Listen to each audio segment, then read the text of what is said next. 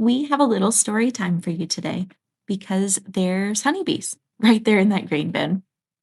A friend of mine, Carrie here, was asked by a local farmer to assist in relocating an established hive within the floor of a grain bin. He had noticed honeybees in abundance last summer, but was surprised when they began foraging again this spring. I tagged along to help and also to document the process, but our microphones didn't work as well as I had hoped, so you're stuck with a voiceover. Step 1, remove the honeycomb.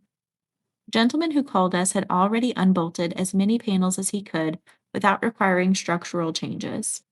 From here, I used a FLIR camera to determine the location of the hive by temperature, insert photo here, and then we just grabbed what we could while minimizing the damage to the established honeycomb.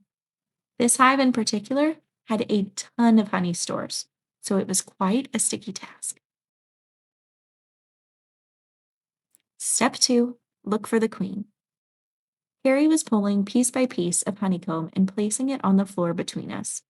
I inspected each piece for the queen. Spoiler alert, once we got back to the apiary, we couldn't find her. So she might have gotten missed, lost, or even killed in the move, but it's okay. We'll give the girls a new queen. Step 3, rubber band honeycomb onto the frames. This is what I was working on while Carrie was spelunking. It is tedious because you're trying to minimize damage to life and property, but it must be done. The bees will actually fill the space between the pieces of new honeycomb, and eventually you won't need the rubber bands at all. Step 4, transfer comb into a box.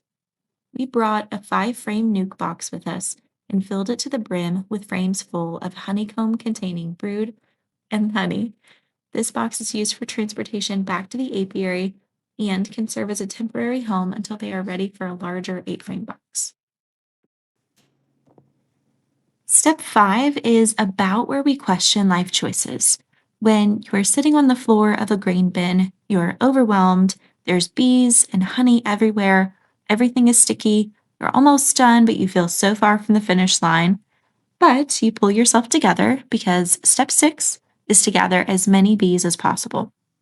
At this point, Carrie had gotten as much honeycomb as she could reach. I did use what's called a bee vacuum, which is quite literally a bee vacuum, to suck up as many loose bees as I could, but I probably only got a dozen or so, wasn't even enough to record, honestly. The problem with this step is that you will never ever get all of the bees from an established hive. This hive would have had forager bees out collecting water, nectar, pollen, or sap for propolis. We did go early in the morning on a cool day where the circumstances for foraging were not ideal, and we hope we got majority of the bees. Any bees left will most likely die. However, the forager bees are usually the oldest in the hive and are quite frankly living on borrowed time as is. Step 7 is to take your free bees home. Later inspections did not show an active queen, so we gave them a frame of eggs in hopes that they would make their own queen. So far, we wait. Thank you for listening to today's story time, and hopefully we'll be able to share some more of our experiences soon. Thanks so much for watching and for all of your support.